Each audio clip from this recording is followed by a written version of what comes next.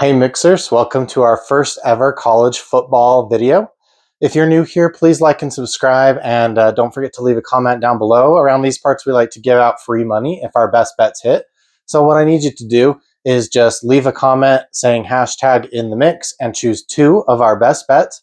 And if those two bets that you picked hit, you will be in a drawing for a cash giveaway. That cash giveaway is going to go up as our subscriber counts go up. So right now it's $10. So make sure you're subscribed, leave a comment, and comment hashtag in the mix and choose two of those best bets that you think are going to hit. We are going to jump into the college football slate. I know we're doing this a little bit early, but a lot of the college lines move a lot. And so I wanted to get this out early, and then we will do a part two when it's closer to the college football starting, here in a couple of weeks.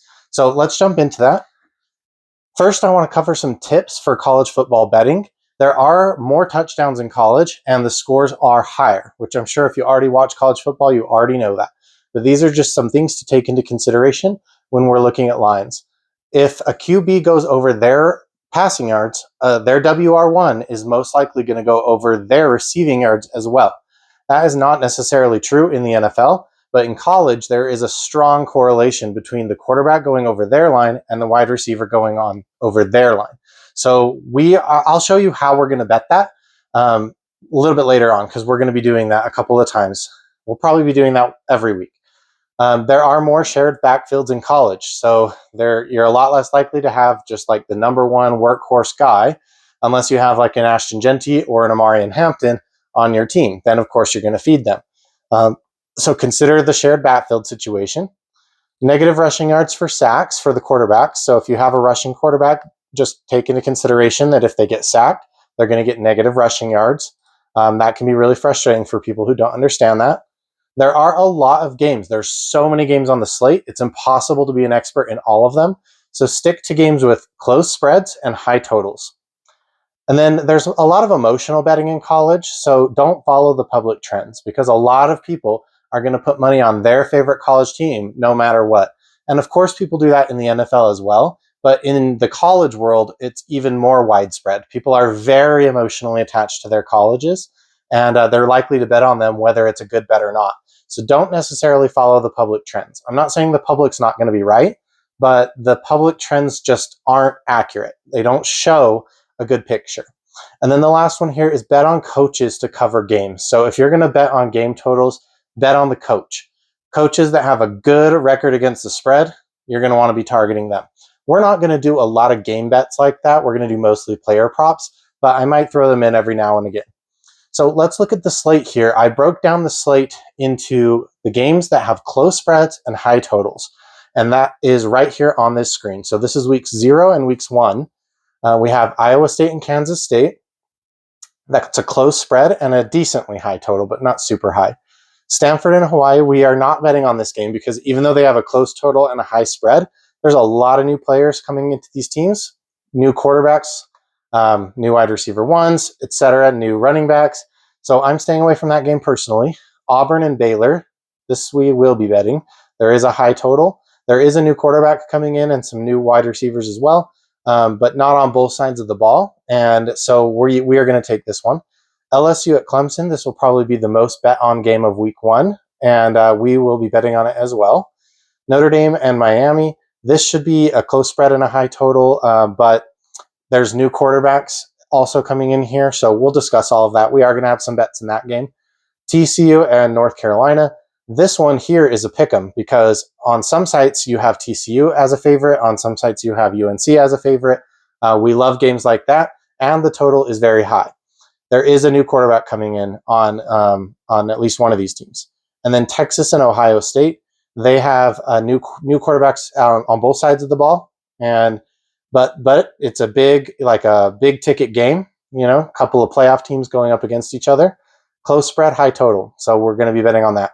And then I do live in Utah, so I follow the Utah teams pretty well, and so we may or may not have bets on Utah every week. You don't have to tell me on those, but Utah, UCLA. We got some new quarterback situations going on there, and I just have one thing to look out for in that matchup. All right, so with that, let us jump into the example of how we're going to be betting these quarterbacks with their number one wide receivers. So these are a couple of the bets that I made last year. So we're going to take the quarterback with their number one wide receiver over their lines, with another quarterback over their line with their number one wide receiver. It doesn't necessarily have to be in the same game. They can be in two different games. And then we are going to put these together in a 4-man slip, and you are going to get dinged for it. So please pay attention to your betting app. For instance, on Underdog, they really ding you for correlated plays. But on Prize Picks, you should be able to get like 8x on most of these, which is plenty. So that means we're only having to hit, every 7 or 8 times to break even. If we hit any more than that, we're going to make money. So these two that I won here, I did, passing yards, receiving yards, and then I did passing TDs and a TD for the wide receiver because I didn't like the receiving yard line and the passing yard line. That only got me 3x, barely over 3x. These 4 right here, where it's passing and receiving, that one got me almost 7x. So make sure you know what the payout is before you're putting these in. And then, of course, on the 2 losses that I had, I only lost 1 unit each. So the losses don't hurt that bad because the wins are so big. So the overall net gain from these 4 bets was almost 8 units. All right, jumping into the bets that we're going to bet for this year. We're starting with the LSU Clemson game. Garrett Nussmeier over 294.5 passing yards. That is what I found on Prize Picks. You can get a lower number on Underdog, 289.5. So that is a whole 5 yards lower. But the correlation, it was really killing me on Underdog. So I didn't want to play this slip in a 4-man on Underdog. So he was over in 8 of 13 games last season, which is great, like a 62% hit rate. And he was over 400 twice. We do expect Clemson to have a good defense. We also expect LSU to probably have a better defense than what they had last year. But these guys are going to be slinging it for sure. I don't know if they're going to get over 300, but this is going to be our first 4-man for week 1 is the LSU Clemson game. So his number 1 wide receiver is going to be Aaron Anderson. We're taking him over 64.5 receiving yards. He was also over in 8 of 13 games last year, 62%, same as the quarterback, but it wasn't the same exact games. Actually, 6 of the 8 games were the same. And then 2 of those games, they hit in different games. He hooked in 2 games. So Aaron Anderson has a better chance hitting his line than Garrett Nussmeier does of hitting his line, in my opinion. And then what we are going to pair with that is Cade Klubnik over 284.5 passing yards. That is a high line for him. He did only go over that line 5 out of 14 games last season, which is only 36%. He was close one other time, but he didn't. This LSU defense allowed a ton of yards last year. Now, I did say that they upgraded it a little bit, but we don't know what that looks like yet. So I'm going to just take these 2 powerhouse teams going up against each other. Both of them are going to play to win for sure, and both of them can win. So this should mean a high total and a lot of passing and receiving yards. Next, we're just taking his number 1 wide receiver, Antonio Williams, over 69.5 receiving yards to complete that 4-man bet. He is over in 5 of 14 and 36%, so same as his quarterback, and he hooked in 2 games. So, I don't know how many more times I can say it. It's just these 2 teams. It's the biggest ticket game probably on the week 1 slate besides maybe Texas and OSU. Those are the 2 big ticket games that everyone's going to be watching. Everyone's going to be betting on. These lines are definitely going to move before kickoff. So, this is probably the lowest you'll see them. And then I just have a couple single bets that I wanted to share with you. So Avery Johnson over 204.5 passing yards. That is now 214.5 passing yards. He plays for K-State, and they are favored to win the Big 12 this year. They played pretty well last year as well. He was over this in 7 of 13 games, which is 54%. He did have 220 against ISU last season, and that is who they are playing again this season in their opener. Now, a couple of things about this game. It is in Ireland, so it is not going to be. It's not a home game for either team. It is overseas. We do tend to see lower scoring games when we play games overseas. And Avery Johnson, just so you know, is a run-first quarterback. So he is going to be running a lot of the time if he can find those openings. It's not crazy to see a line for him in the 150s for his passing yards for the game. So just take that into consideration. This line has bumped up 10 yards since I bet it. So you may want to give a skip on this one if you want, but obviously you can look at everything and make your own decisions. Rocco Becht is the quarterback on the other side of that ball. and I'm going to take him over 234.5 passing yards. He is over in 9 of 14 games last season, 64% of the time. He had only 137 against KSU last year. So when these two teams met up last year, Avery Johnson did go over his passing yards line, which is a little bit higher for him because he normally runs.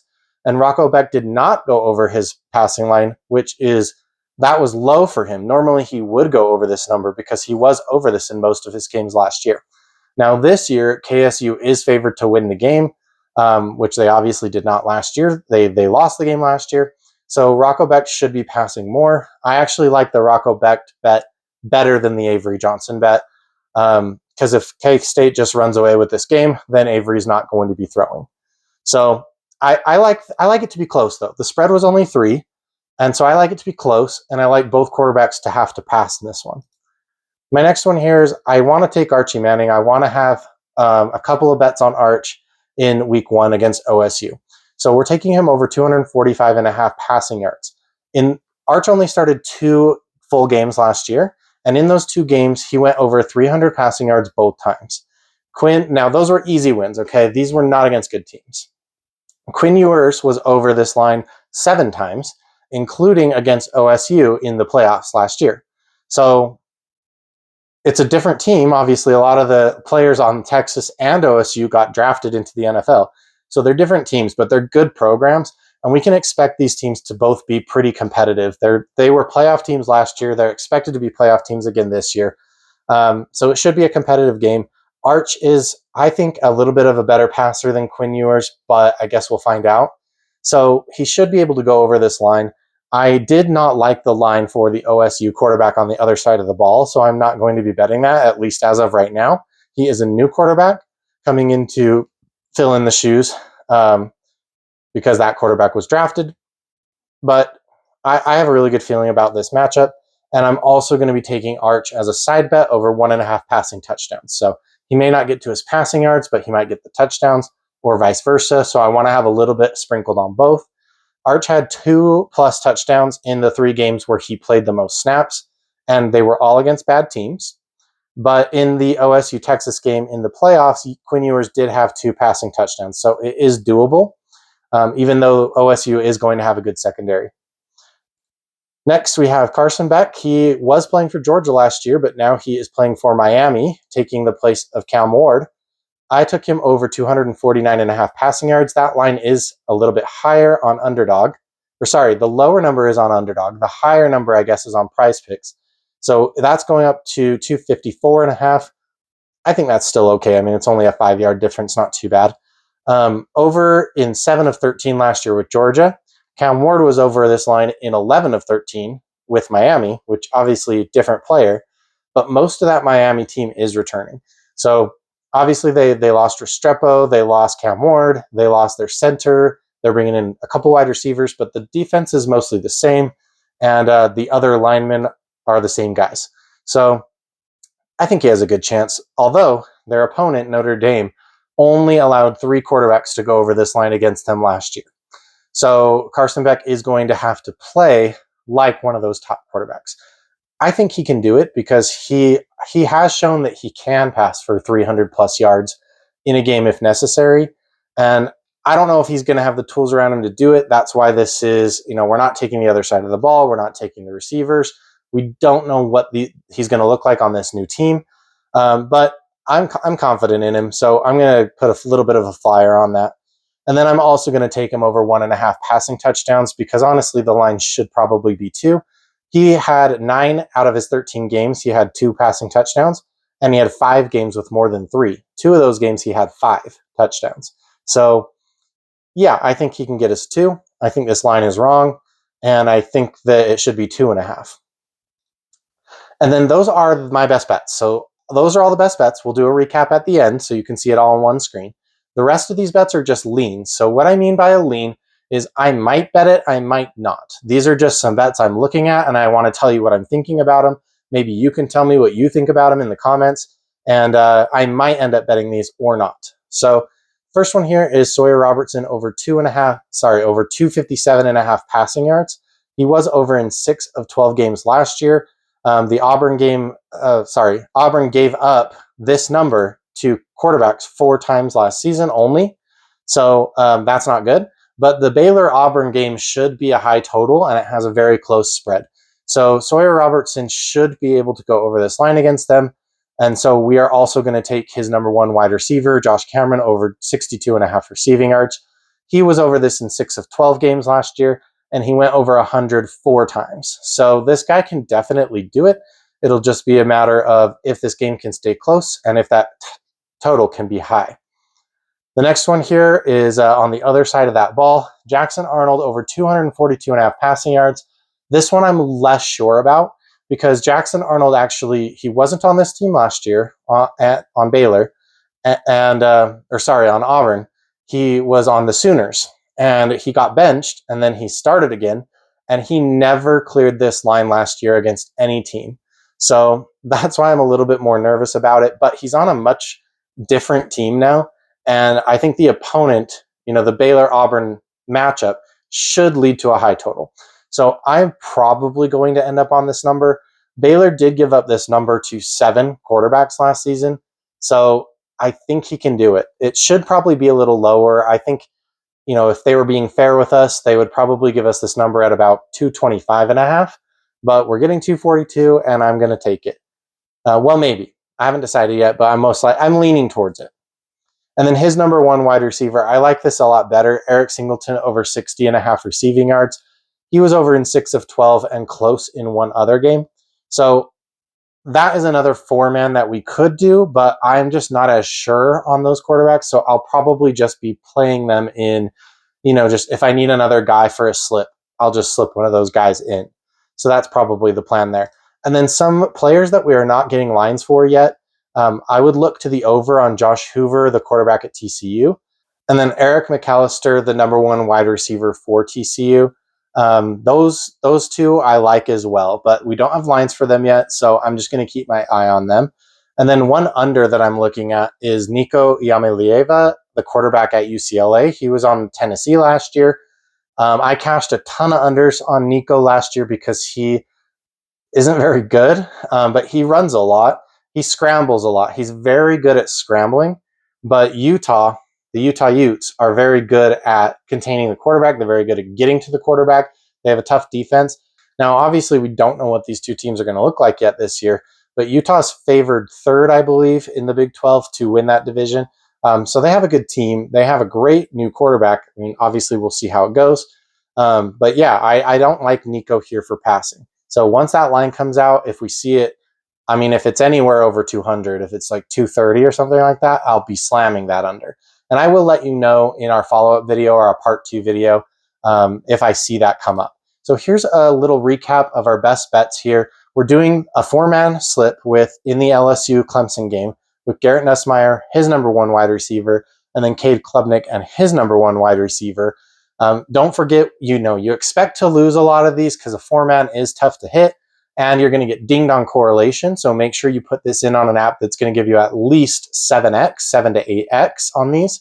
If it's less than that, it's not worth taking. So just break it up and, put it in your other slips. But if you can get at least 7 or 8x out of this, I think it's worth playing. You only have to hit 7 or 8 of them, 1 out of 7 or 8 to break even. And then we're taking Arch Manning over 1.5 passing touchdowns, as well as over his passing yards at 245.5. We're taking Carson Beck at Miami now over 249.5 passing yards. We're taking Avery Johnson over 204.5 passing yards. That line is now 215.5. And then Rocco Becht against Avery Johnson over 234.5 passing yards. Remember, that game is in Ireland. And then Carson Beck over 1.5 passing touchdowns as well. Those are the best bets for week 1, week 0, and week 1. And then my leans, Sawyer Robertson over 257.5 passing yards. His number 1 wide receiver over 62.5 receiving yards. Jackson Arnold over 242 passing yards. And then Eric Singleton, his wide receiver, over 60.5 receiving yards. And I would not put that in a 4-man. So because these are just leans, I'm less confident in them. I'm not going to make a 4-man out of it. All right, guys, thanks. Let me know what you think. If you're new here, please subscribe, comment, hashtag in the mix, choose 2 of the best bets. And if those 2 best bets hit, you'll be in a cash giveaway drawing. Also, my picks will always be free. No matter how big this channel gets, my picks will always be free. So I really do appreciate those free little things you can do for me, like subscribing, liking the video, leaving a comment, and sharing this with your friends. Thanks, guys. Let's have a great college football season.